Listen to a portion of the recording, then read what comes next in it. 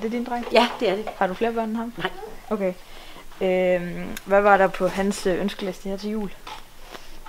Der var Lego togbane og Brio togbane. Tænker du over, når du giver ham legetøj, at du kommer til at påvirke hans uddannelsesvalg senere i livet? Nej. Har du tænkt på, at det legetøj, du giver til din søn, kommer til at påvirke hans uddannelse senere i livet? Ja.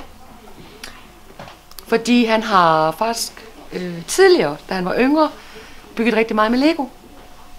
Og kunne godt tænke sig at have tidligere sagt, at han måske gerne ville have en ansættelse ved Lego, eller blive robotingeniør eller noget i den stil. Så ja, det har jeg faktisk tænkt over. Man kunne godt forestille sig, at nogle bestemte lege var med til at fordre nogle en bestemt udvikling. Ja. Jeg vil så sige, at hvis han havde for eksempel bedt om at få en dukke, så havde jeg også givet ham en dukke. Og det kunne måske have påvirket ham i helt andre retninger.